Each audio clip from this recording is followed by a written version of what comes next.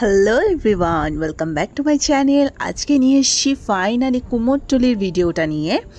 Already আমার ইনস্টাগ্রামে ফেসবুকে যারা আছো, আমি কিন্তু কিছু কিছু রিলস ছবি অলরেডি পোস্ট করে দিয়েছি এবং অনেকেই আমাকে ওখানে ডিএমে জিজ্ঞেস করেছো যে তাড়াতাড়ি করে কুমোরটুলির ভিডিওটা শেয়ার করো। তো যাই হোক, আজকে আমি কুমোরটুলি 2025-এর ভিডিওটাই তোমাদের সাথে শেয়ার করব।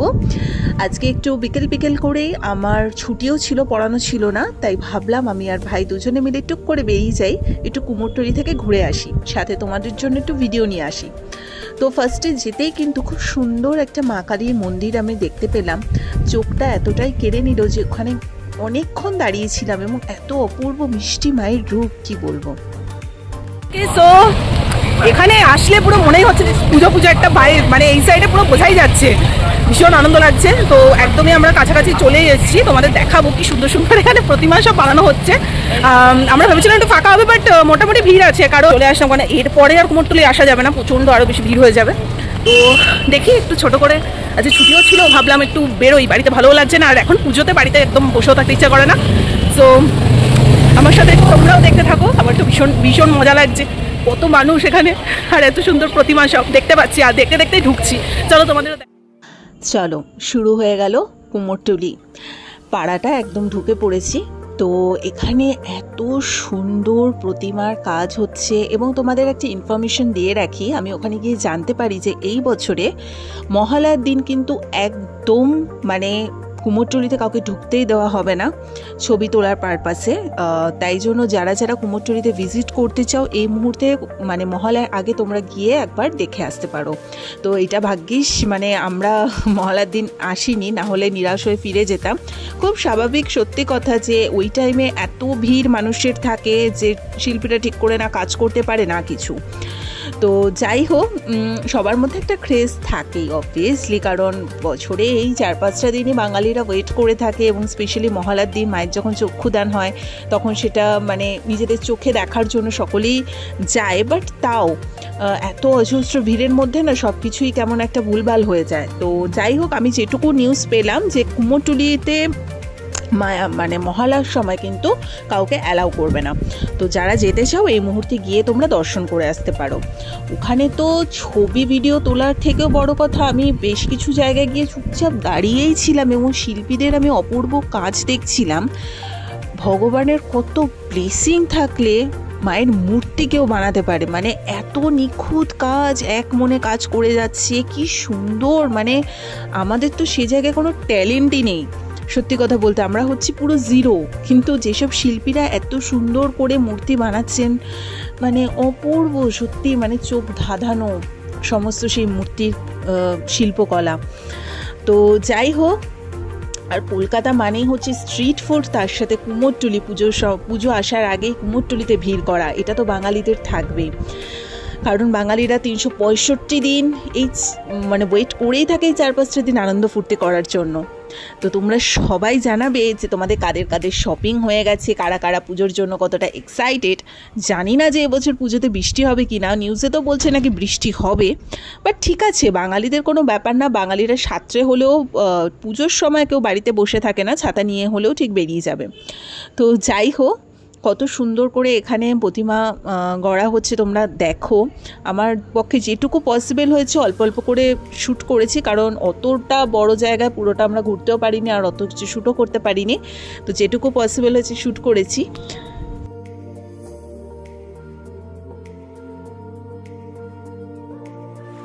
আর কিছু পোর্শনে দেখলাম যে বহু বড় বড় সমস্ত প্রতিমা রাখা আছে, কিছু পোর্শনে দেখলাম মাঝারি সাইজের প্রতিমা রাখা আছে, মানে বিভিন্ন টাইপের প্রতিমা এক একটা জায়গায় রাখা আছে এবং অপূর্ব সুন্দর সমস্ত প্রতিমা, তার সাথে কাজগুলো তো দুর্দান্ত। তো যাই হোক, এই প্রতিমাদেরই আমরা কিন্তু মণ্ডপে দেখতে চলেছি, আর বেশি দিন হাতে বাকিও নেই।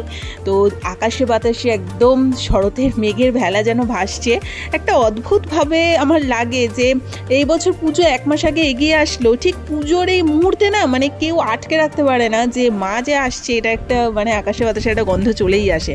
মানে মনে হচ্ছে না যে 1 মাস আগে আসছে, মনে হচ্ছে একদম ঠিকঠাক টাইমেই আসছে। এটা আমারই একা অনুভূতি হচ্ছে কিনা জানাবে। আমার মনে হয় মায়ের আগমন এরকমই হয় যে যখনই মা যে প্রান্তে থেকে আসুক না কেন, যে সময়ে আসুক না কেন, অসময়ে আসলেও সেটা যেন মনে হবে একদম সঠিক সময়ে এসছে। তো যাই হোক, পুরো কুমোরটুলিটা আমরা সুন্দর করে ঘুরলাম, বহু ছবি ফটো ভিডিও তুলেছি, সেগুলো একটু একটু করে আমার ইনস্টাগ্রামেও শেয়ার করছি, তোমরা একটু দেখে নিও। তারপরে আমরা গঙ্গার ঘাটে চলে আসলাম। কি যে অপূর্ব লাগছিল, মানে এতটা হেঁটেছি তার একটু ক্লান্ত হয়ে পড়েছিলাম। তো গঙ্গার ঘাটে অনেকক্ষণ বসেছিলাম, স্নিগ্ধ ঠান্ডা হাওয়া দিচ্ছে, তার সাথে অপূর্ব সুন্দর দৃশ্য, সানসেট হচ্ছে তোমরা দেখতেই পারছো। এবং গঙ্গার জলে যখন পাটা দিলাম, যে অদ্ভুত একটা শান্তি, কি বলবো। তো আমার তো খুব ভালো লাগে, আর মানে একটা আলাদাই নস্টালজিয়া যেটাকে বলবো, যে সাধারণত আমরা বিভিন্ন কাজে সবাই এত ব্যস্ত থাকি যে নিজেদেরকে টাইম দিতে ভুলে যাই, কিন্তু পুজোর এই সময়গুলো না মানে আর কোনো দিকে তাকানোই যাবে না। এখন নিজেদের মতো করে আনন্দ ফুর্তি করো, কারণ সারা বছর তো কাজকর্ম লেগেই রয়েছে। তো যাই হোক, তোমাদের সবার কার কি প্ল্যান অবশ্যই আমাকে জানিও, এবং পুজোর শপিং হয়েছে কিনা সেটাও বলো। পুজোর শপিং সত্যি আমার এখনো শুরু হয়নি, বাট যখন করব ডেফিনেটলি তোমাদের সাথে আমি শেয়ার করব।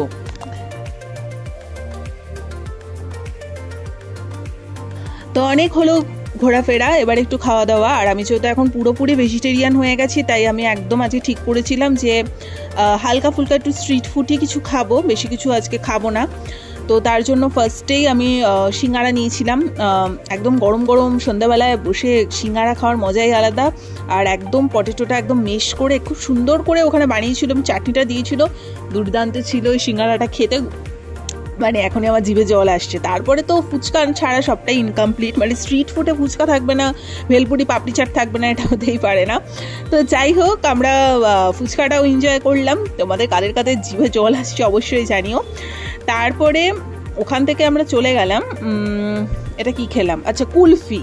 এই কুলফিটা কিন্তু দারুণ ছিল, মানে অসম্ভব মানে টেস্ট ছিল কুলফিটার। ওপরে রোয়াবজা দিয়ে দিয়েছিল, এবং এতখানি ক্লান্তি ছিল, মানে এতটা হাঁটা এই সেই, তারপরে ঠান্ডা ঠান্ডা কুলফিটা খেতে কিন্তু দুর্দান্ত লেগেছে। দামটা একটু বেশি নিয়েছে, কিন্তু খেতে কিন্তু ভালো ছিল। 50 টাকা নিয়েছে, এখন ভাবতে পারো প্রচুর দাম নিয়ে নিয়েছে, কিন্তু মানে যেটা টেস্ট ওয়াইজ কিন্তু খুবই ভালো ছিল কুলফিটা খেতে, আমি এটাই বলবো। তারপরে চলে গেলাম আদি হরিদাস মোদকে, যেটা ভীষণ ফেমাস কচুরির জন্য। বাট সত্যি কথা বলতে আমার মানে মোটামুটি লেগেছে, মানে খুব যে একটা ভালো লেগেছে সেটাও বলবো না, কারণ এটার যা নাম আমি শুনেছি। তো ভাই বলেছিল ভীষণ ফেমাস এটা, তো আমিও সেই হিসেবেই গেছিলাম। আমার যদিও বা পেটে একদমই আর জায়গা ছিল না, কিন্তু ভাই বললো বলেই গেলাম। এখানে স্পেশাল ব্যাপার হচ্ছে, এখানে কলা পাতায় তোমার সার্ভ করা হয় জিনিসটা, এবং কলা পাতায় যে কোনো জিনিস দিলে কিন্তু খুব ভালো লাগে, একটা আলাদাই ঐতিহ্য সেটা কলকাতার। তো একদম ছোটো মতোই ছিল দোকানটা, এবং সত্যি বলতে কচুরি মানে ওটা না, ওটা অ্যাকচুয়ালি লুচি আর তরকারি দিয়েছে, এবং মোটামুটি ওভারঅল অ্যাভারেজ। আমার যে খুব ভালো লেগেছে সেটাও না, আমি একদমই একটাও খাইনি, আমি আধখানা খেয়েছি, কারণ অলরেডি আমার পেট ভরেছিল। বাট পুরো ফুলকো ছিল, ঠিকঠাক মানে নর্মাল আর কি। আমার এর থেকেও বেটার কচুরি অন্য জায়গায় খাওয়া আছে। তো বলবো যে তোমাদের ইচ্ছে হলে এসো এখানে, আর যদি ইচ্ছে না হয় তো নাও আসতে পারো। আমি খুব যে সাজেশন করবো সেটাও না, যেটা অনেস্ট ফিডব্যাক সেটাই দিচ্ছি। তারপর ওখান থেকে আমরা একটু মিষ্টি খাওয়ার জন্য চলে গেলাম। সেটা হচ্ছে আমরা মালপোয়া নিয়েছিলাম, একটা কালাকাত নিয়েছিলাম।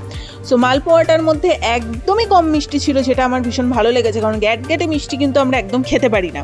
তো একটু কচুরি টচুরি খাওয়ার পর শেষ পাতে একটু মিষ্টি না হলে হয় না, তো মিষ্টি মনটা করছিল। তো মানে এত অপূর্ব খেলাম মালপোয়াটা, কি বলবো।